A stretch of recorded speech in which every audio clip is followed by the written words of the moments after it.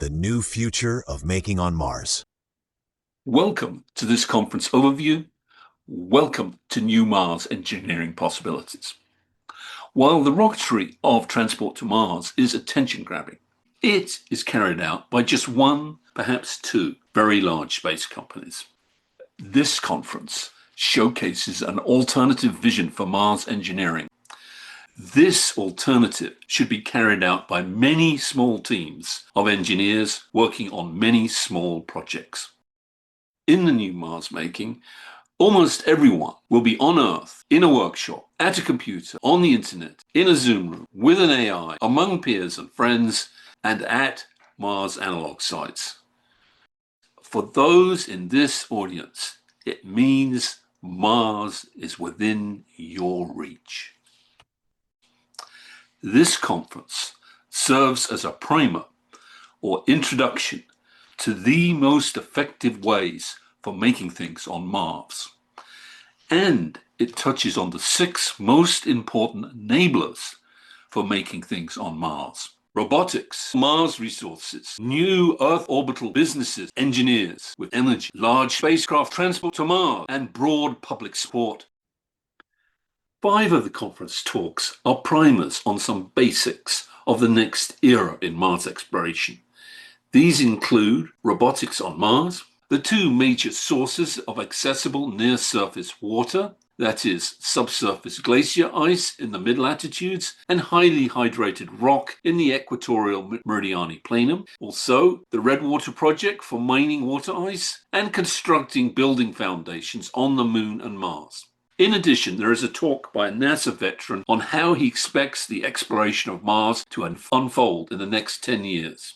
Also, an interview by a NASA roboticist or a very young, smart, and engaging founder of Icarus Robotics, Ethan Barhas. Ethan is truly impressive and expects his company Icarus Robotics to enable manufacturing in low Earth orbit, grow the new space economy, and help lower the cost of payload to Earth orbit, which benefits the cost of transport onto Mars. I would like to warmly thank all the conference speakers who are all subject matter world experts. They are Kalind Carpenter, a roboticist of NASA's JPL, Roberto Aguilar of Arizona University, Joseph Pomorski of Blue Origin's Honeybee Robotics, Professor Brian Hynek of the University of Colorado, Professor Puni Maghul of the Polytechnique Montreal and the Mars Society of Canada, NASA veteran Robert Moses, and of course, Ethan Barhas. Links to their conference videos are given in the video description below. I also give a talk. It is on building a science station at a special Mars location, starting making electricity generation equipment from steel made from a superb iron ore.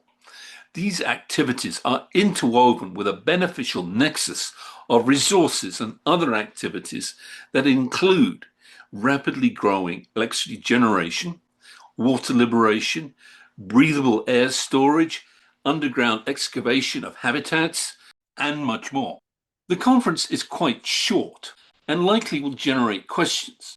If you have one, then feel free to ask this question on the Discord server for the conference and Two Planets Steel. The link to the server is in this video's YouTube description. In the coming weeks and months, we expect to be putting on additional online events covering the subject of making things on Mars. Those extra events will be driven by community interactions on the new Discord server. The Making on Mars server will become a forum for new Mars engineers to start making the next era of Mars exploration in the very near future. Enjoy the videos of this online conference and then start a journey to make things on Mars. You have just heard a talk in the conference for students, The New Future of Making on Mars.